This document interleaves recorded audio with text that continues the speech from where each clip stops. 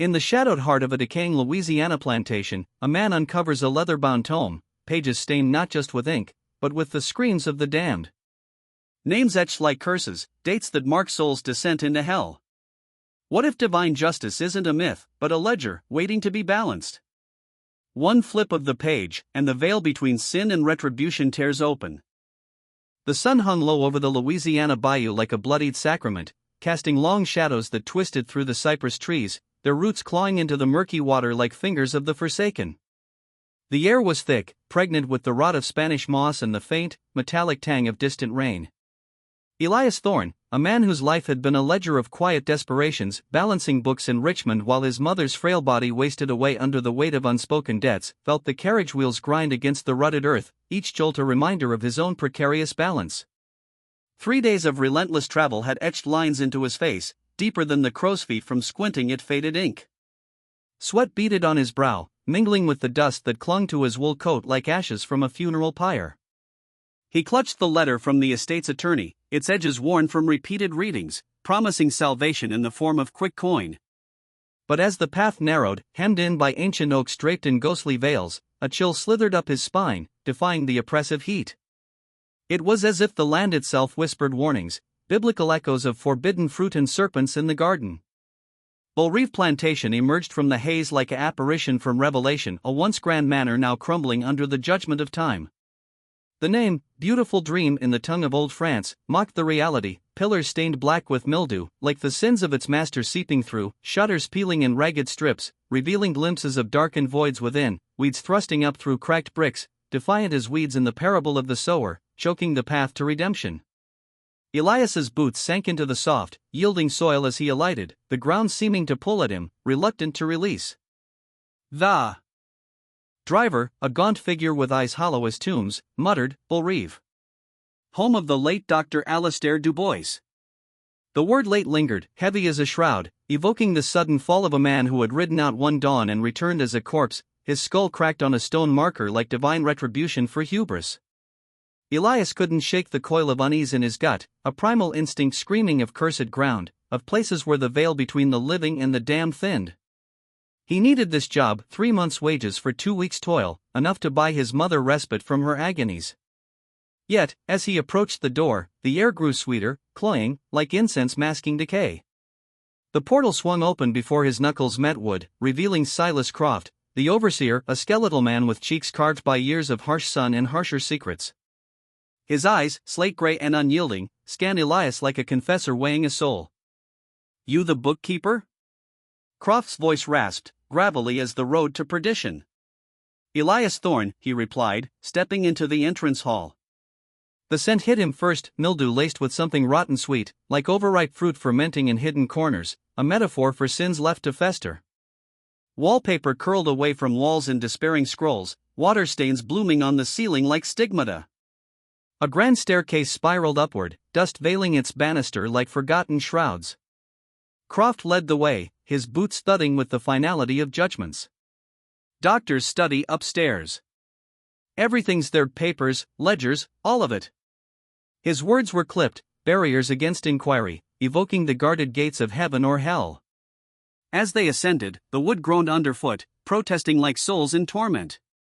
Elias's gaze caught a peculiar mark on the wall, chest-high, irregular, as if a relic had been torn away, leaving a scar. "What was there?" he asked, his voice echoing oddly in the dim corridor. Croft didn't pause. "Mirror. Broke during the funeral. Bad luck to keep broken things." The answer hung, pregnant with omission, stirring thoughts of shattered reflections, of souls fragmented by sin. The hallway stretched like a gauntlet, doors sealed shut on either side, silent as tombs. Oil lamps dangled unlit, the scant daylight filtering through grimy panes casting elongated shadows that danced like demons at twilight.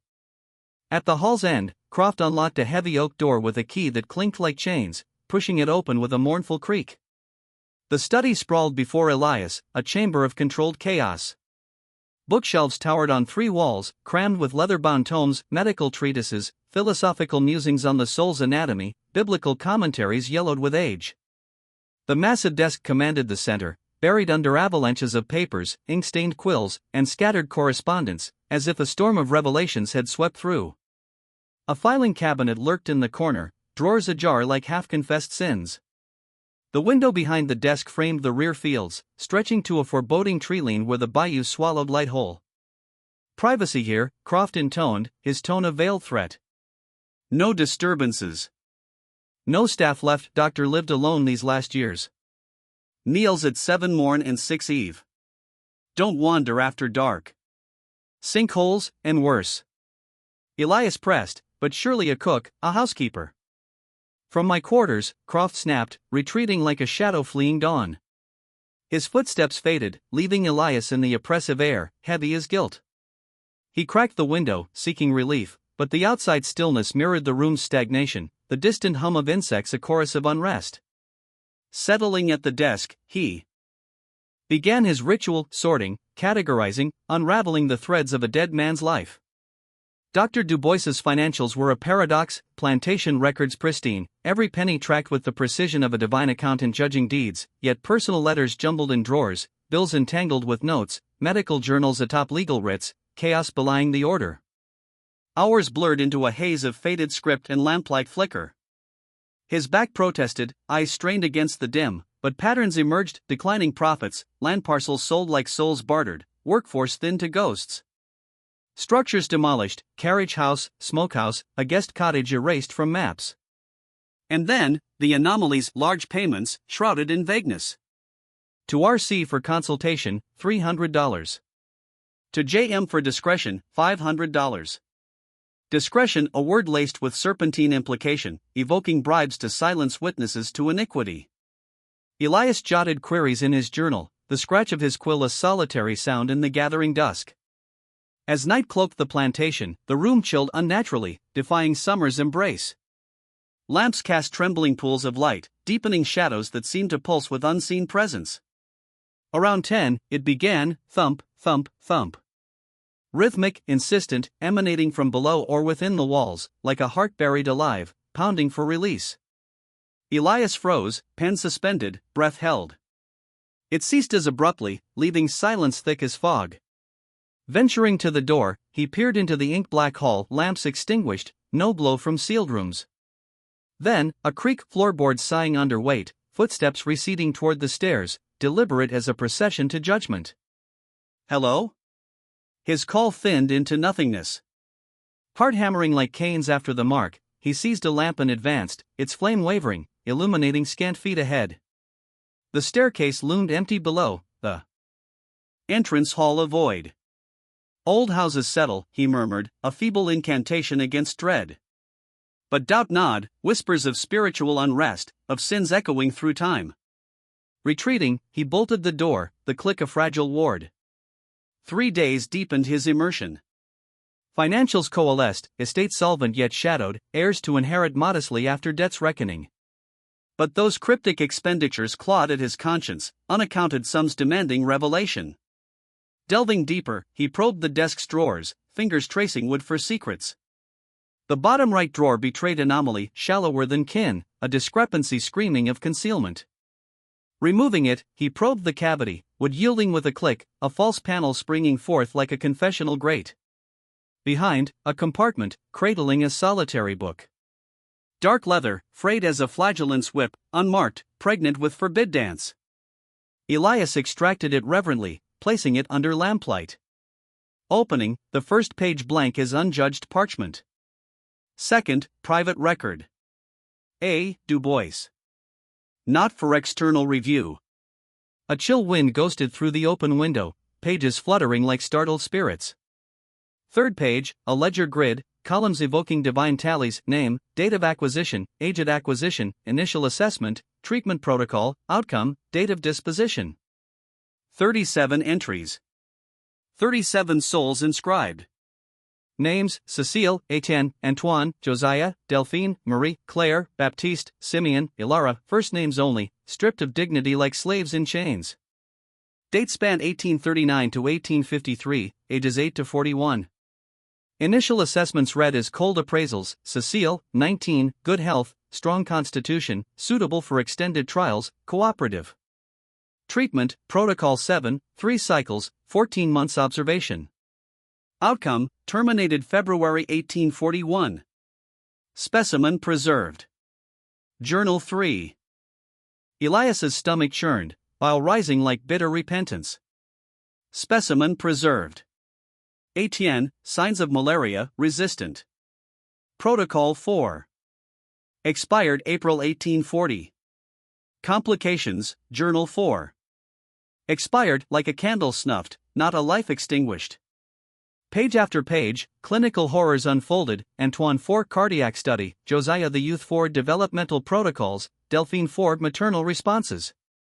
Each terminus identical, terminated, expired, deceased, disposed. No recoveries, no mercies, only ends, dates aligning with those shrouded payments. To R.C. Baptiste's demise. To J.M. Simeon's silence bought. The ledger wasn't mere record, it was indictment, catalogue of atrocities veiled as science. Du Bois, no benign healer, but a tormentor dissecting humanity under guise of progress, echoing Frankenstein's hubris or Pharaoh's plagues. Elias envisioned the victims, faces etched with terror, bodies racked in hidden chambers, cries swallowed by bayou mists. Spiritual undertones haunted, sins against the image of God, experiments defying the sanctity of life, inviting divine wrath like Sodom's fire. Sleepless, he pored over entries, lamplight flickering as if in sympathy. References abounded, Journal 8, Mercury doses. Surgical Notes, Volume 2. Specimen in Formalin, Sanctuary, Shelf 7. Sanctuary, a euphemism for slaughterhouse? A house yielded no such place in his wanderings, dusty parlors, vacant halls. Where hid this profane altar, around entry 23, the script shifted, handwriting jagged, hurried, as if madness seeped in. Early detachment yielded to cruelty, Gabriel, 16, resists, requires restraint. Test endurance. This one will break, they all do. Expired August 1851. Disappointing. Journal 14. Tone venomous, subjects now adversaries, Du Bois's soul corroding like Job's trials inverted. Entry 31, Era, 33, acquired January 1853. This subject is unusual. The words blurred, Elias's vision swimming with unshed tears. The ledger pulsed with spectral energy, names whispering accusations, demanding justice. Outside, the bayou stirred of frogs croaking dirges, wind rustling like pages turning in the book of life. He wondered, was Du Bois's death accident or reckoning? Horse throwing him, skull on stone like Goliath felled, or Abel's blood crying from ground. Dawn crept, gray and unforgiving, illuminating the study's disarray. Elias closed the book, but its weight lingered on his soul. This discovery wasn't mere anomaly, it was Pandora's revelation, unleashing horrors of human depravity, laced with questions of redemption. Could such sins be atoned? Or did they echo eternally, haunting the living like ghosts in Scripture? He knew one truth, this ledger must not remain buried. But exposing it meant peril, powerful shadows would stir to silence it, as Croft's warnings hinted. Elias's path forked, flee with coin, or pursue truth, risking his own entry in some unholy record? The day unfolded in stifling heat, but Elias's work shifted. He scoured the study anew, seeking those referenced journals, fingers trembling as they rifled drawers. Dust motes danced in sunbeams like restless spirits, the air humming with unspoken dread. He paused at anomalies, letters from New Orleans associates, cryptic, regarding your inquiries into resilient subjects, discretion advised.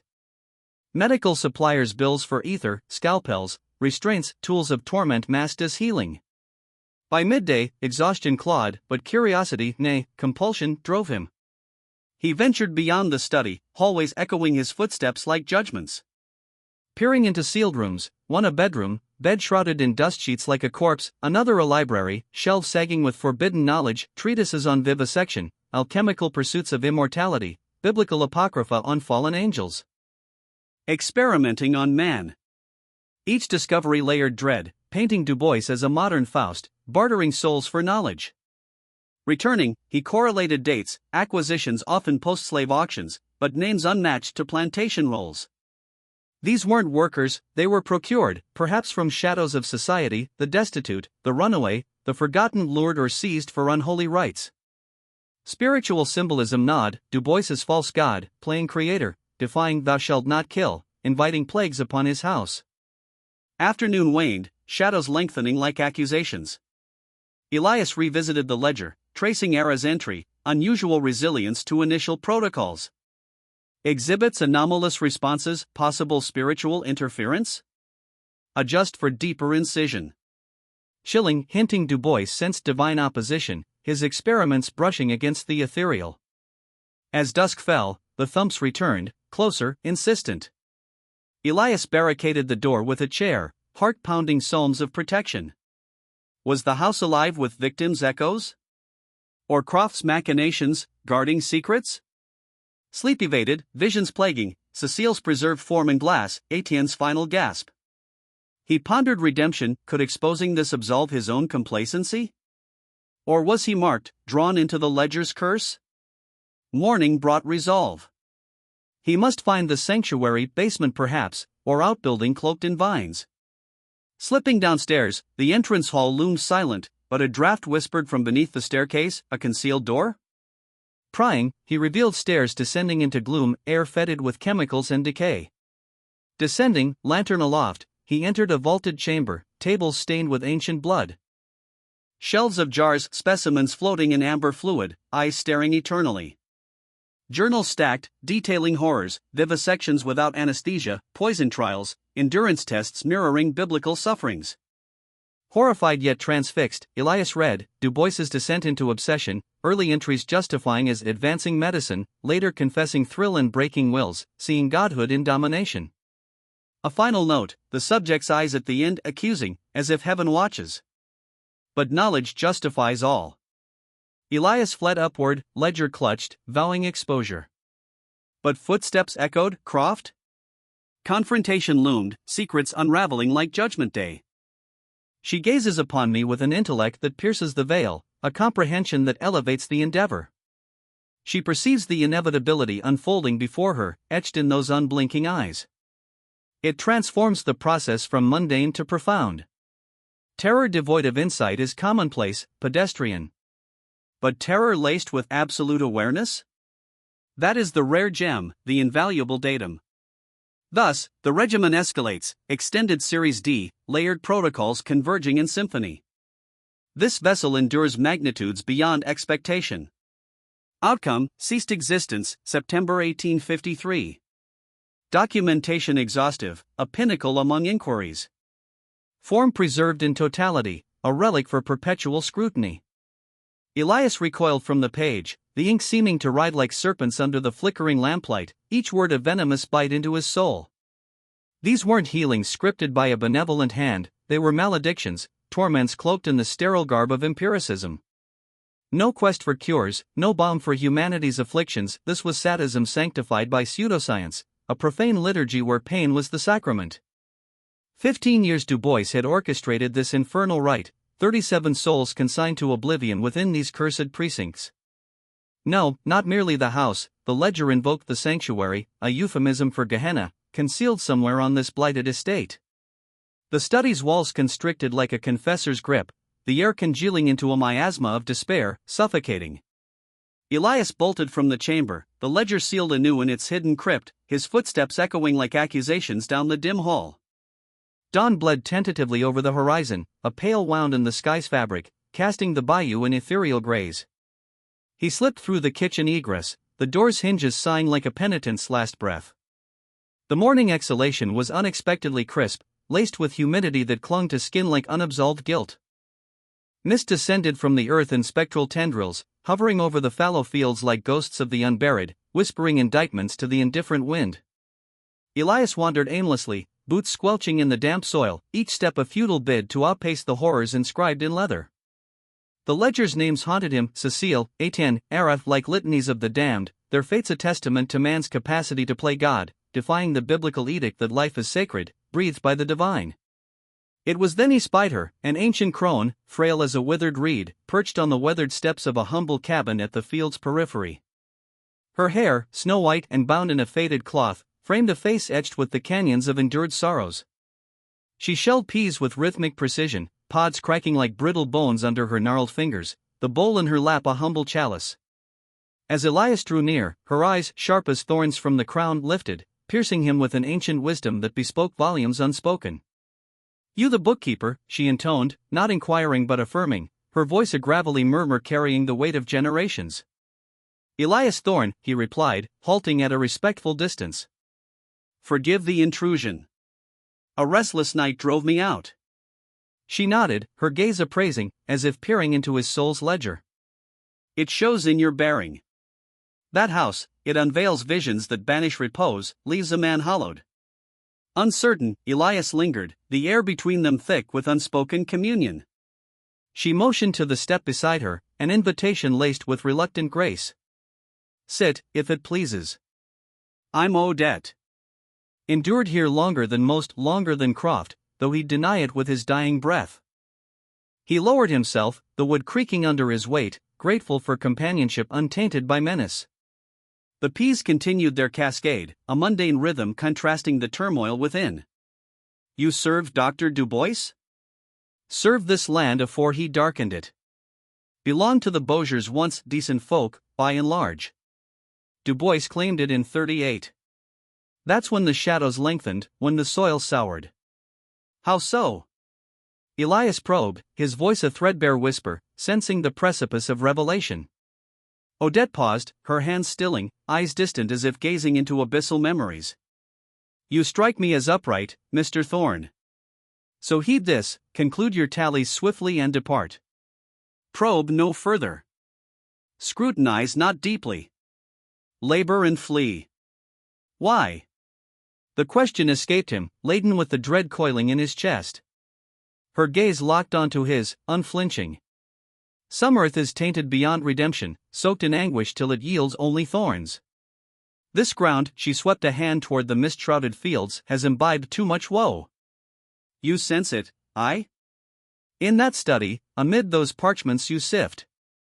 Elias's throat constricted, a vice of apprehension.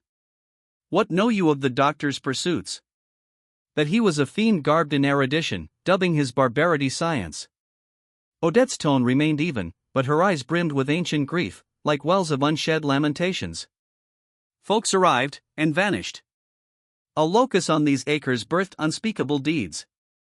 Though Dubois lies cold, his malediction lingers over Belrêve like a pall, a curse from the pit." "The sanctuary," Elias murmured, the word tasting of ash. Odette's fingers froze mid-pod, her expression a mosaic of compassion and terror. "You've unearthed it, then?" "A tome concealed, inscribed with names, scores of them." "Lord preserve us," she breathed, setting aside the bowl, clasping hands in supplication, as if warding off infernal encroachment. Suspected he chronicled his iniquities. Such men must validating their depravities through script, as if ink absolves. "I must fathom the full measure," Elias insisted, his resolve steeling against the tide of horror. "The truth of their fates." "Truth?" Odette's laughter rang bitter, echoing like a dirge across the fields. "They agonized and perished. That's the sole verity of import. But the locus, the ledger alludes to a sanctuary, repository of specimens, arena of procedures." "The antiquated infirmary," she whispered, voice a fragile thread, eyes darting as if shadows eavesdropped. "Beyond the northern expanse, nigh the cypress thicket. Erected pre-Dubois for fevers afflicted, but he perverted it, his clandestine atelier. Barred to all, even Croft. Sole key his." Elias's chest compressed, breath shallow as a sinner's prayer. "Does it endure?" "Structure persists, to my ken. But shun it, Mr. Thorne. Shun it utterly." "I cannot," he countered, voice firming with righteous fire. "To comprehend the ledger's chronicle, I must behold. Leave it entombed." Odette's ferocity surged, her grip seizing his arm like a prophet's admonition, sinews taut with urgency. "That den harbors specters, not clanking phantoms, but those that infest the psyche, erode the spirit till naught remains but husk. Witness stout souls enter, emerge vacant, damned." "Yet knowledge demands reckoning," Elias persisted, his words infused with biblical zeal, evoking the prophet's calls to unveil iniquity. "Should I flee to Richmond, mute, these souls fade unavenged. Erased, uncared for, mere entries in a fiend's tome." Odette scrutinized him, time stretching like taut sinew. Then, releasing him, she delved into her apron's depths, proffering a relic, a key, corroded by epochs yet resolute. Du Bois fancied his monopoly, she murmured, pressing it into his palm, the metal cold as judgment's blade. But the builder entrusted a duplicate to the Bowsier's cook. It wandered through palms, to mine. Why retain it? Elias queried, the keys weighed a talisman of fate.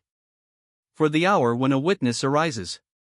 Tears glistened in her eyes, diamonds of sorrow. My kin Era graces that ledger. Snatched winter 53. Claimed she'd cleansed the manor, never returned. Du Bois spun tales of flight, dangled bounties.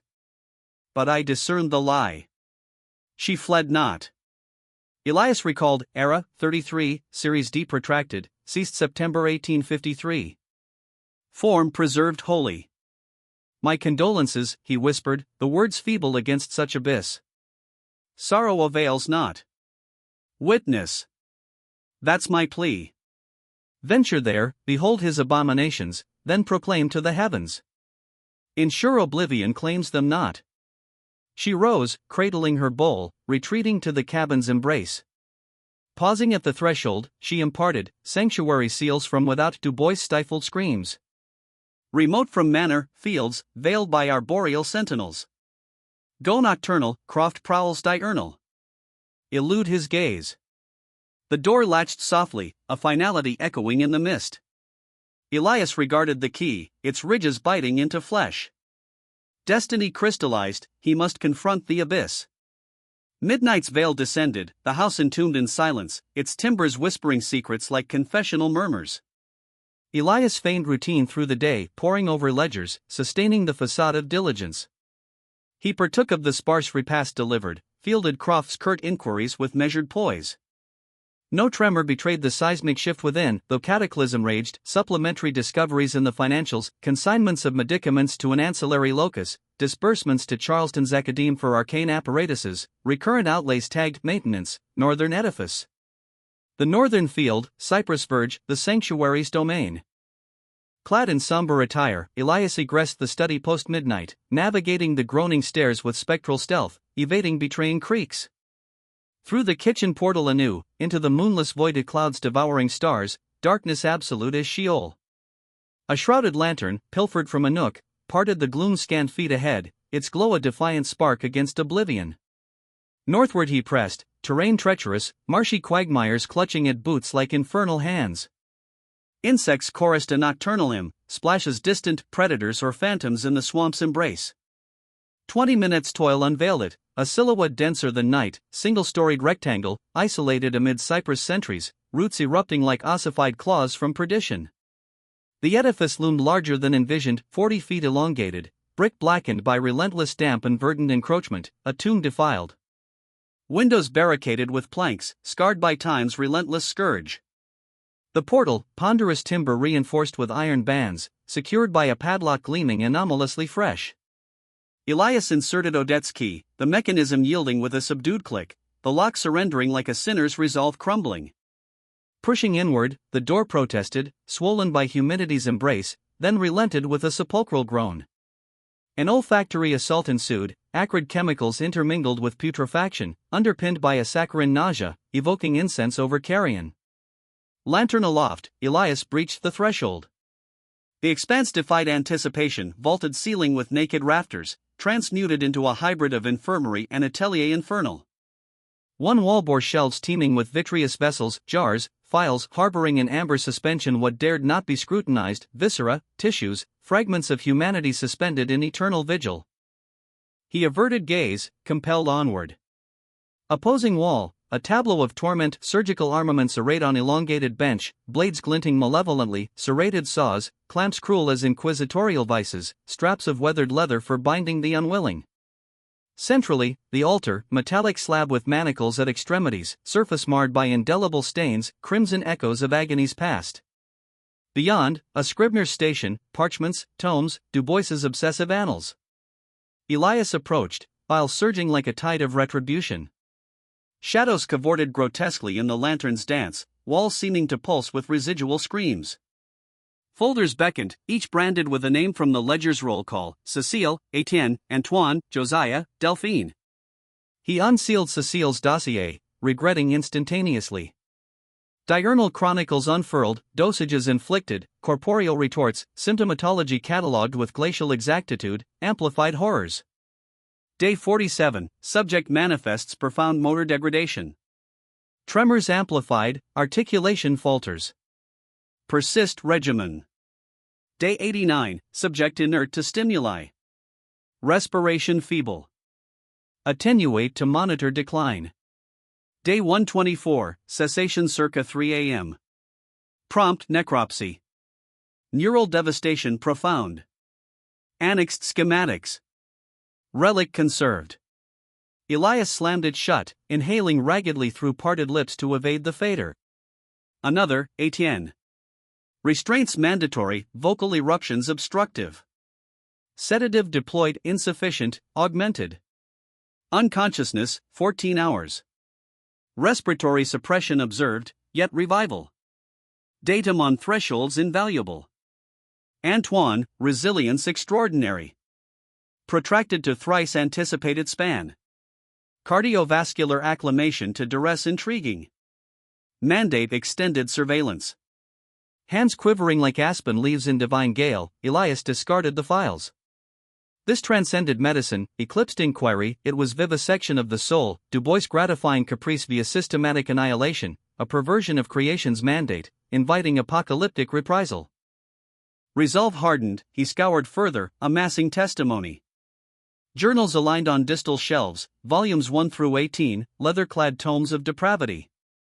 Extracting 14 Gabriel's reference, he perused, granular dissections of anguish, notations on efficacious torments, swiftest spirit fractures, prolonging vitality amid maximal affliction. Not healer, but demon chronicling sadism. Fury ignited, a purifying blaze repelling terror's chill. These victims' torments obscured, unheeded, but now illuminated, Elias vowed dissemination, a prophetic outcry against iniquity. He commandeered a canvas satchel from a peg, cramming dossiers, journals. Pilfered daguerreotypes from walls, depictions of the pristine facility pre-desecration. A phial of enigmatic elixir, label arcane, as artifact of arsenal. A sheathed scalpel, emblem of butchery. Satchel burdened, he surveyed once more, espying obscurity, a posterior portal, veiled by shelving. Tugging at a jar, a fouler effluvium erupted, formalin laced with rot's bouquet. Lantern intruding, revealed a cubicle 10 feet square, crammed with receptacles, multitudes, labeled meticulously. Cardiac excerpt, Antoine, March 1842. Renal slice, Josiah, October 1844. Neural fragment, Delphine, June 1847. An archive of dismembered essences, trophies of a false deity. Elias retreated, sealing the crypt, surfeit achieved. Pivoting to depart, he petrified, exterior, a luminescence bobbed lantern approaching. Intruder imminent. Extinguishing his flame, darkness enveloped like a shroud. Pulse thundered like apocalyptic trumpets. Clutching satchel, he flattened against jam. Footfalls neared, ponderous boots on yielding turf. A timbre pierced, intruder evident. Emerge. Silas Croft. Breath suspended, Elias melded with shadow. Croft framed the ingress, lantern aloft, surveying, sealed 6 weeks post Du Bois's demise. Lock inviolate, till now. Spectral agency? Or illicit key? Advancing, eyes raking relics, table, desk. Egress barred sans confronting me, Thorne. Patience my virtue. Elias materialized, defiance kindled. How discerned? Surveillance. Your dawn pallor, confab with crone, inquisitive gleam. Harbinger of comprehension. You knew, Elias accused, voice honed to accusation's edge. Du Bois's abominations. Administered estate. He his inquiries. Demarcations respected. Inquiries? Rage surged, biblical wrath. 37 slain, martyred like beasts. And you complicit. My charge, plantation's sustenance. Judgments extraneous. Your charge? Elias echoed, incredulity laced with fire. Elias's laughter echoed hollow in the dim chamber, a bitter exhalation devoid of mirth, laced with the acrid tang of spilled oil and lingering decay.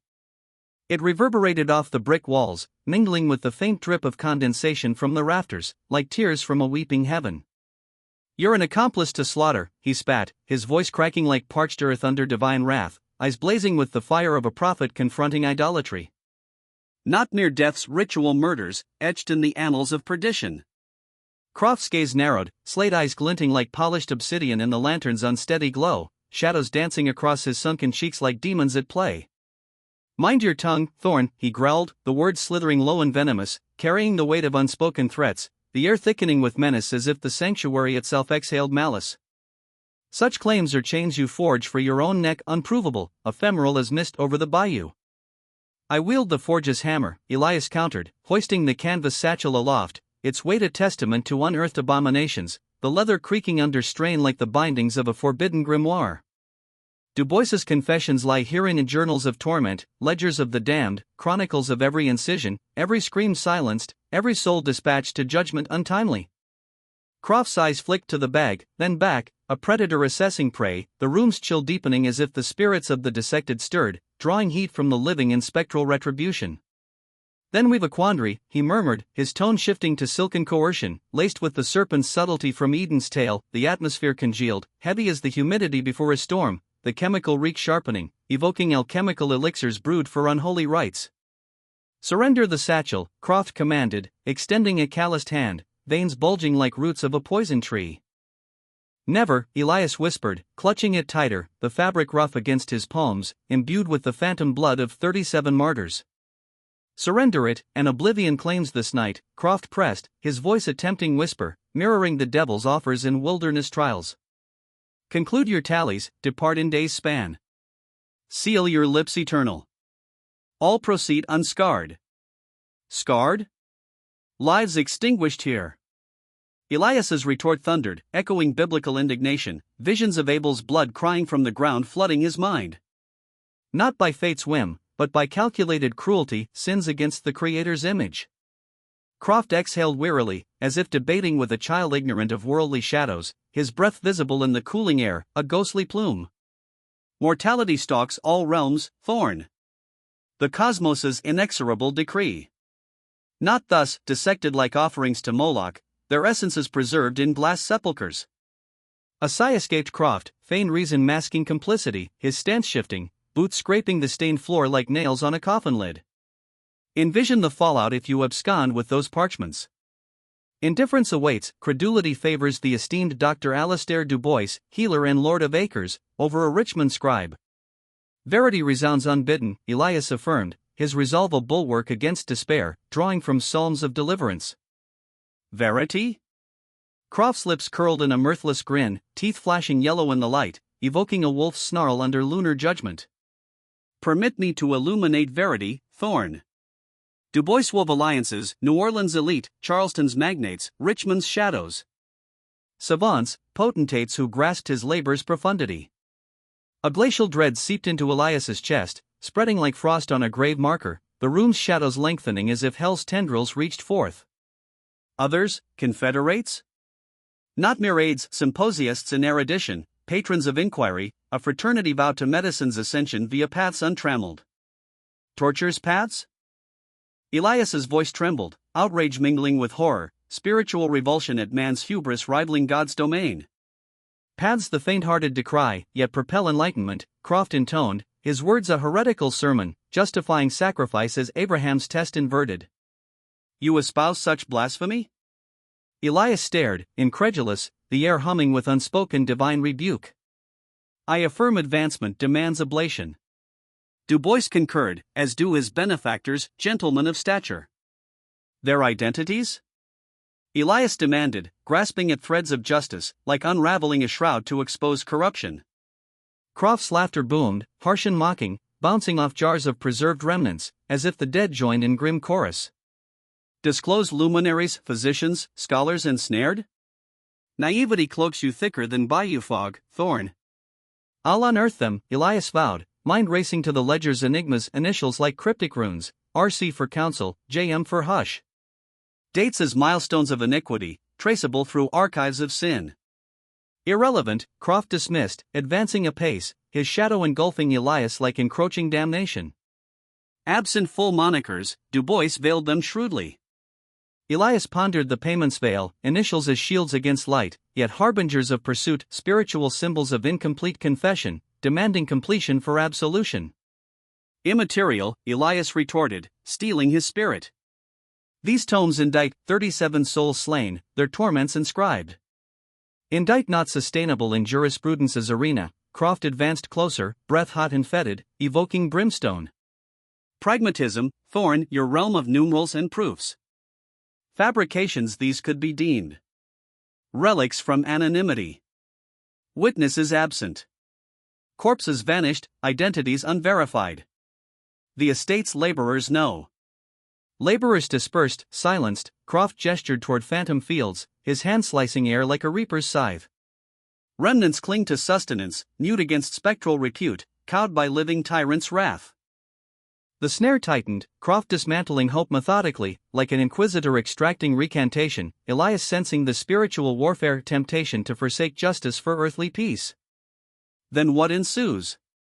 Elias queried, voice steady amid turmoil. You yield the parchments, I entomb them in obscurity. Feign ignorance. Depart. Existence unaltered. Unaltered save for the martyred 37, Elias countered, their names a litany in his soul, symbols of unredeemed blood guilt. They're consigned to eternity, Croft pressed, patience fraying like worn rope. Resurrection eludes your grasp. I can enshrine their memory, proclaim to the world. Croft's veneer cracked, eyes flashing infernal. Proclamation dooms you branded charlatan, extortionist preying on legacies. Vocation obliterated, repute ash. And my kin in Richmond, Elias faltered, maternal frailty of vulnerability exploited, like Job's afflictions. Croft paused, threat suspended like a blade mid-fall. She depends on your largesse, for salves against affliction. Ice coursed Elias's veins, divine protection invoked silently against such malice. Threaten not. No menace, mere verity, Croft soothed falsely. Assail titans with coffers vast, they crush you. Who succors her amid your crusade's ruin? Fists clenched the satchel, Elias teetered on choice's precipice, logic urged capitulation, self-preservation's siren call, echoing the rich man's folly in parables, hoarding while souls perish. Yet visions assailed, Odette's kin, era, summoned to cleanse and ensnared in 9 moons of Gehenna, her gaze comprehending doom. Ledger's roster, reduced to data, specimens in amber limbo. Journal's prideful cruelties, Du Bois aping creator, inviting thunderbolts of retribution. He couldn't yield. No, Elias uttered, quiet as a prayer's resolve. Croft's visage petrified, eyes hardening to flint. Folly's embrace. Perhaps, yet mind a clasp. Final mercy, Thorne. Denied. Stasis held, air electric as prelude to storm. Then Croft delved into his overcoat, hand emerging with lethal intent, glint of steel, perhaps a dirk forged for silencing truths. Elias reacted primal, seizing the desk's lantern, curling it true. Croft recoiled, arms shielding, vessel shattering on planks, oil igniting in voracious bloom. Flames leaped, devouring desiccated timber, shadows fleeing as inferno birthed, symbolic of hellfire consuming iniquity. Elias fled, bursting into nocturnal void, satchel gripped like salvation's ark. Croft's bellows pursued, fire's roar a choral accompaniment, cypress grove bathed in apocalyptic orange, branches twisting like tormented souls. Southward he dashed, boots pounding uneven turf, stumbling twice, palms scraping bark rough as penitential sackcloth. Shouts amplified, Croft escaped, summoning phantoms? Elias pressed, agony lancing his ankle, yet propelled by dread and zeal. Attaining the manor, breath ragged as a sinner's confession, he ascended stairs twofold, study breached. Frantic packing, notes, journal, travel writs into valise, ledger swathed in linen, nestled with care, sanctuary's hall secured. Footfalls ascended, multiple, urgent. Window flung wide, 15-foot abyss below, soft earth promising mercy. Bags cast down, thuds muffled. Elias clambered, dangled, dropped, impact jarring, ankle screaming divine trial, rolling in mud like baptismal immersion. Rising, bags reclaimed, he plunged into Treline's embrace, shadow swallowing him as lights kindled in the house, voices a cacophony of pursuit. Cypress enveloped, ankle throbbing rhythmically, a metronome of perseverance. No backward glance, forward to redemption's uncertain dawn. Through night's veil Elias trudged, each rustle a phantom pursuer, shadows morphing into Croft's form or worse, avenging wraiths of the ledgers named. Ankle swelled, pulsing like a heart burdened with guilt, yet fear and resolve intertwined, a spiritual alchemy forging endurance from frailty. Dawn's pallid fingers pierced the canopy, moss on trunks his compass thicker northward, father's lore a providential gift. Southward to New Orleans, bastion of ports and perils, where truth might find allies uncowed by shadows. Mentally mapping the Crescent City, once visited briefly, its labyrinthine streets alive with Creole tongues, market cries, the Mississippi's muddy artery pulsing commerce and conspiracy. Newspapers thrived, lawyers battled, abolitionists preached fire against bondage's chains, clergy invoked heaven's wrath on iniquity. Someone would heed, must heed. A wagon materialized, southward bound, laden with earth's bounty. Elias hailed, the driver a weathered elder of African descent, eyes wise as ancient scrolls, halting, appraising the mud-caked limper, bags clutched desperately. Ride sought? Elias pled. Coin offered. Evading specters, the man discerned, voice deep as bayou depths. Aye. Honesty earned nod. Rear word. Tarp conceals. Silence if interlopers near. Elias nestled amid crates, turnips' earthy scent, sweet potatoes' humble forms, tarp draped like a shroud of mercy. Wagon lurched, tension easing fractionally, first respite since sanctuary's blaze. Dose claimed him, lulled by wheels rumble, dreams haunted by preserved eyes accusing. Awakening to urban symphony, cobblestones clattering, vendors hawking spices and wares, multilingual babble. Tarp withdrawn, French Quarter. Terminus. Elias disembarked, ankle protesting. Gratitude, remuneration? Waved aside.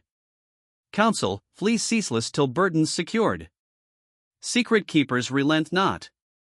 Nodding, Elias oriented, New Orleans heart, balconies ornate with iron filigree like wrought prayers, air redolent of jasmine and river silt. Sought, counsel unafraid of Goliaths. Accosting a dapper passerby, pardon advocates for thorny plights? Suspicion furrowed brow. Thorny how? Titans perpetrating atrocities. Prolonged scrutiny. Arthur Beaumont, Royal Street, 3 blocks yon. Crusader soul, champions the forsaken. Costly, though. Valor over thrift, Elias affirmed. Trouble's allure for the righteous. Thanks exchanged, Elias proceeded Royal's elegance, townhouses whispering old wealth, plaques gleaming. Beaumont's edifice, narrow, 3-tiered, brass declaring Arthur Beaumont, Esquire. Entry, compact opulence, clerk youthful at desk. Mr. Beaumont imperative, dire exigency. Appointment queried, met with disheveled scrutiny. None, yet proofs of serial homicides by eminent Louisianan healer, urgency manifest. Eyes widened, clerk vanished, returning with lanky 40-something Beaumont, keen gaze, silvered locks, curiosity frank as an open testament. Murder's herald? Affirmative. Follow. Private sanctum, shelves groaning legalese, desk document strewn. Door sealed, chair proffered. Relate all. Elias unspooled the saga, an hour's torrent, ledger's discovery, sanctuary's horrors, experiments as satanic rites, physician's cabal. Beaumont absorbed, impassive. Conclusion drawn, examine proofs? Satchel opened, artifacts arrayed, ledger's damning grid, folders clinical agonies, journals sadistic pride. Beaumont perused hourly, visage darkening like storm clouds over Sinai. Appalling profundity. Authentic, doubtless, 15 annums methodical torment, homicide veiled as progress. Exposure viable? Indictments? Pondered silence. Against whom? Du Bois dust. Victims perished. Confederates veiled by sigils. Yet tones worth immense. Indeed, yet fathom adversaries, Du Bois's web affluent, influential. Publicity invites calumny, falsification claims, your ethos raised, existence infernal. Croft echoed thus. He's astute, wagering preservation trumps equity. Beaumont leaned, eyes afire with zealot's gleam. Yet he misjudges my ilk career forged in quixotic phrase, victories snatched from defeat's maw. Hope flickered, a candle against abyss. Aid granted? Exceeded, dissemination inexorable. Beaumont retrieved dossier. Allies, scribes publishing unbowed, abolitionists wielding as slavery's indictment, divines clamoring accountability. Prosecutions elusive? Criminal, aye. Yet justice manifold, indignation public, annals etched, victims enshrined. Map unfurled, United States sprawling. Evacuate Louisiana, documents theft broadcasts, hunters unleashed, Croft, perchance others. Destination? Boston. Finger jabbed. Comrades they're abolitionists, presses. Sanctuary amid fervor, narrative national. Transit? Vessel departs Morrow. Passage procured. Letter scribed, sealed. To Samuel Harrington, anticipated consignment, abolitionist veiled. You courier, voyage legitimized. Overwhelm surged, velocity dizzying. Mother in Richmond? Provisions arranged. Boston secured, relocation feasible. Priority, your exodus with relics. You? Transcribe, duplicate, network activate. Revelation cascades, suppression futile. Hand extended, clasped. Righteousness prevailed, Thorne unearthing, unyielding. Ledger's soul's merit memorial, now eternal. Elias gripped, chests not unraveling, a foretaste of redemption's balm amid lingering shadows. Relief flooded Elias like cool water over fevered skin, a balm after months of parched dread. For the first time since the sanctuary's blaze licked the cypress roots, he was no longer solitary in his burden. The vessel awaiting him bore the name Morning Star, a name that felt providential, evoking the biblical promise of light piercing the deepest night. A sturdy merchant brig plying the coastal trade, cotton bales from southern fields, tobacco leaves heavy with the sweat of the enslaved, manufactured goods northward bound like offerings to a freer world. Elias boarded at first light, documents forged under the alias William Cooper, clerk en route to Boston on behalf of a New Orleans law office. He kept his eyes averted, voice low, movements deliberate, another shadow among sailors and merchants. The false-bottomed trunk, Beaumont's parting gift of cunning craftsmanship, concealed the heart of the matter, the ledger, journals, folders, daguerreotypes, the scalpel in its sheath, all nestled beneath innocuous correspondence and ledgers of trade. Should prying hands search, Beaumont had instructed, they find only the mundane. The truth remains veiled until you deem it revealed. Elias descended to his narrow cabin below decks, the air thick with salt and tar, the timbers groaning like the house at Belrêve had once groaned underfoot. He secured the trunk, then sat upon the narrow berth, palms pressed to the wood as if to absorb its steadiness. 12 days. 12 dawns breaking over endless gray water, 12 nights when every creak of rigging sounded like boots on the sanctuary stairs. At each port, Mobile's humid docks, Savannah's river bends, Charleston's fortified harbor, Elias braced for the silhouette of pursuit, Croft's gaunt frame, or some faceless agent of the physician's cabal dispatched to reclaim what had been stolen. Yet no one boarded with warrant or blade. The Morning Star pressed northward, carried by wind and providence, leaving the bayou's miasma behind.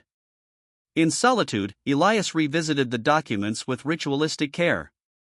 He reread each entry, committing textures to memory, Cecile's 14-month descent, her constitution praised then eroded under relentless cycles, Aiken's malaria-scarred resilience turned into a clinical fascination, his final expiration noted with detached regret, Josiah, scarce 15, reduced to developmental fodder, his youth dissected piece by piece until nothing remained but data, Delphine's childbearing frame subjected to maternal response trials that twisted Elias's stomach into knots of nausea, Gabriel's defiance framed as a personal affront, a will to be shattered for science's glory, Ara, Odette's sister, whose keen gaze and comprehension had rendered her torment more interesting, her suffering elevated to valuable observation. 37.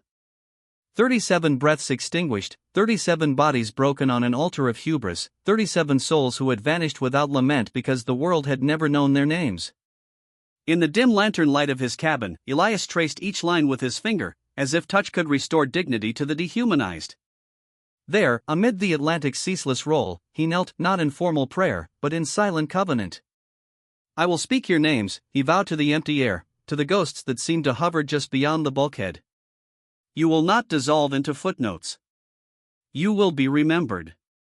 On the 11th day, as the ship sliced through cooler waters, a fellow passenger approached in the communal dining space, a gentleman of middle years, impeccably tailored, eyes warm yet piercing. First voyage to Boston, Mr. Cooper? Elias nodded curtly, spoon paused midway to mouth. Business, then? Legal matters, perhaps? Clerical work for counsel. The man smiled, a knowing curve. Law, the scaffold of society, holding the mighty to account. Though one wonders, does it ever truly bind those who believe themselves above it? Elias's gaze lifted sharply. Something in the stranger's tone carried weight, like a stone dropped into still water. You bear a burden, the man continued softly. I recognize the posture, the eyes that have seen too much and cannot unsee. I have carried such weight myself. I carry nothing of note. Of course. The stranger rose, adjusting his coat. Yet should that burden concern truths the powerful prefer entombed, heed this counsel once given me, do not halt until it stands in daylight. Public revelation is the only armor thicker than suppression. He departed, leaving Elias chilled despite the cabin's warmth. Coincidence? Or a messenger sent by unseen hands? Elias retreated to his cabin, emerging only for necessities, the encounter a fresh layer of vigilance. Dawn of the 12th day, Boston Harbor unfolded through lifting mist, church steeples piercing low clouds, brick warehouses huddled along wharves, the disciplined bustle of a northern port. Elias disembarked swiftly, trunk and valise in hand, following Beaumont's directive to Beacon Hill. The townhouse stood elegant and unassuming, trees lining the cobbled street like silent sentinels. He ascended the steps, knocked once. The door opened to a man in his 50s, white hair, gentle features, eyes that had seen both sorrow and resolve. Yes? A package from Arthur Beaumont, New Orleans. Recognition dawned. Enter. Swiftly. Inside, the study smelled of old leather and ink, shelves heavy with volumes on law, abolition, scripture. Harrison closed the door. You are Elias Thorne. Beaumont telegrammed? Yesterday. Vital documents exposing systematic atrocity. Elias unlocked the trunk, lifted the false panel, arrayed the evidence across the desk, ledger open to its grid of doom, journals splayed, folders fanned like accusations. Harrison read for more than an hour, face darkening with each page turned. At last he looked up, voice grave. This exceeds nightmare. The scale, the premeditated savagery, the meticulous record of agony. Du Bois was no physician. He was abomination incarnate. And he did not act alone. Can it be proclaimed? Harrison's smile held tempered steel. Proclaimed? We shall make it inescapable. Abolitionist presses will carry it coast to coast. Copies to clergy, congressmen, medical boards. Denial will become absurdity. Opposition will be fierce. Fierce indeed. Embarrassed institutions, implicated colleagues, vested interests, they will brand you forger, extortionist. Yet we possess what they cannot refute, Du Bois's own hand, specifics verifiable, patterns undeniable. He drew down a bound volume. The Liberator, Garrison's paper. I contribute occasionally. This tale belongs there. Torture masked as science atop slavery's foundation? Unprecedented. Garrison will seize it. Strategy unfolded, staged revelations, facts first, then details, finally names. Each victim honored, identity restored where records allowed. Emotion rose in Elias's throat. You believe. The documents compel belief, Mr. Thorne. Harrison met his gaze squarely. Yet understand the cost. Publication transforms you, hero to some, pariah to others. Interviews, threats, scrutiny unending. Truth-telling exacts its toll. Elias thought of Odette's plea, Ara's intelligent eyes and the ledger's cruel notation. I am ready. 3 weeks later, the Liberator's front page bore the headline, "The Sanctuary of Horrors, Medical Torture Exposed in Louisiana Plantation." Garrison's prose, drawn from Elias's testimony and direct excerpts, laid bare the ledger, the 37, the clinical cruelties, selected passages harrowing yet restrained, ensuring wider circulation. Du Bois named outright. The detonation was swift. Abolitionist sheets reprinted, mainstream dailies followed with commentary demanding probes into plantation infirmaries. Pulpits thundered sermons on false gods of science, divine justice deferred but inevitable. Medical societies convened in hushed urgency. The Du Bois heirs struck back, denials printed, forgeries alleged, Elias branded opportunist preying on a dead man's name. Yet strategy prevailed, photostatic copies of ledger pages, journal transcriptions, specifics too precise for fabrication. Harrison's coup, inquiries to Du Bois's alma maters, professional bodies, uncovered censures, hushed complaints, colleagues' private misgivings never acted upon. Pattern emerged, not isolated madness, but systemic blindness, reputation shielded at morality's expense. Second wave of outrage, the medical fraternity itself indicted for complicity, for silence. 4 weeks on, in Harrison's study, a letter arrived from Charleston, Dr. Richard Carlisle. I attended a private conclave, 1850. Du Bois presented findings. Disturbed me profoundly. I remained mute. I offer testimony now. R.C. Elias breathed. Consultation payment. Harrison's eyes gleamed. Collaborator? Or opportunist seeking clemency? Either path, a name surfaces. We press. More arrived, supportive missives, veiled threats. A former Belrêve laborer recalled nocturnal sounds from the cypress-veiled building, terror's atmosphere. A New Orleans supplier confirmed shipments, chemicals, restraints, apparatus to the northern edifice. A Richmond attorney admitted unease, severed ties years prior. Each fragment fortified the edifice of truth. 6 months after flight from Belrêve, Elias sat in a Boston courtroom, not accused, but witness. No criminal proceeding, Du Bois dead, collaborators shielded, but civil action, families of the enslaved at Belrêve suing the estate for damages. Law nods in a system loath to hold masters accountable. Yet the ledger transformed the claim, not routine abuse, but targeted, documented extermination. Defense argued statute, insufficiency of proof, estate's non-liability for a deceased's deeds. Elias testified discovery, sanctuary horrors, records precision. Odette spoke of Era's disappearance, the lie of flight. Former hands described fierce Paul, locked. Structure, nocturnal deliveries. Supplier's clerk detailed aberrant orders. Beaumont presented page upon page of Du Bois's condemnatory script. 3 weeks of testimony. 4 hours deliberation.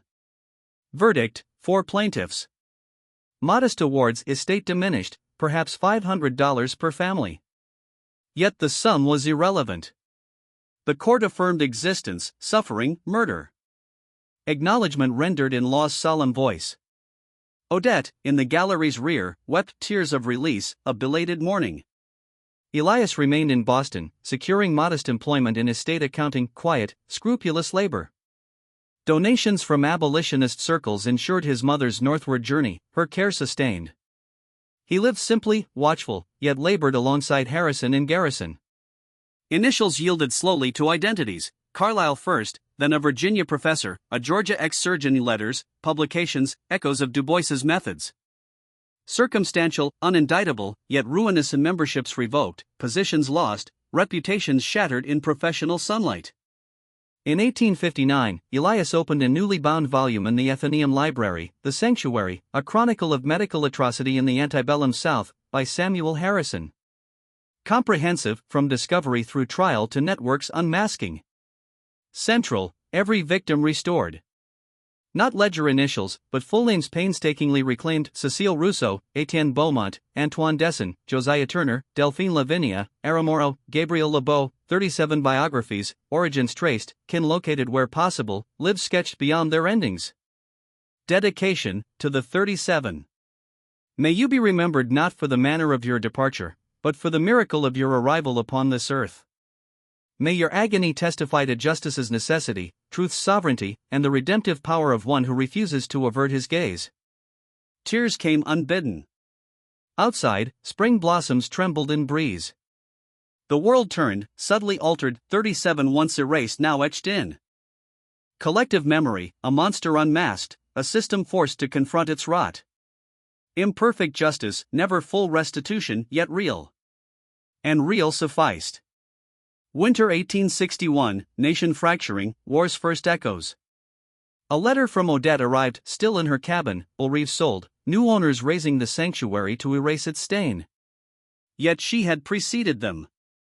In the final hours before demolition, she entered the chamber one last time. Found the jars, preserved fragments, labeled trophies of cruelty. She removed every one, carried them to untainted ground, interred them with scripture and prayer. Simple markers carved by her hand: Ara, Cecile, Etienne, Antoine, Josiah, Delphine, all 37.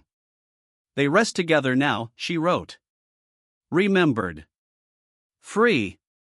I sleep knowing peace has claimed them. Thank you, Mr. Thorne, for bearing witness. For refusing silence. Elias folded the letter, placed it in his keepsake box beside other missives of consequence. He reflected on that August night, the ledger's unveiling, the choice to seize truth over safety. 5 years of vigilance, threats, calumny. Yet also purpose, meaning, the quiet certainty of righteousness pursued. He returned to his desk. Other ledgers awaited, other hidden truths, other silenced voices. The world brimmed with documents meant to remain unseen, sins shielded by power. But Elias Thorne had learned an enduring lesson amid Belrêve's decay and Boston's resolve. One person unearthing one forbidden record can suffice. Suffice to ignite an unstoppable cascade. To transmute silence into testimony. To elevate the forgotten into the remembered. To demonstrate that light, once admitted, cannot be wholly extinguished. Some lists were never meant to surface. Yet when courage confronts what ink has wrought, and determination compels the world to behold it, everything changes. The 37 had suffered, perished, been reduced to specimens. But they had not been forgotten. In memory's archive, in print, in court, in consecrated earth, they endured, acknowledged, mourned, honored. That, in the end, was a justice of its own, flawed, incomplete, yet indelible. And indelible was enough.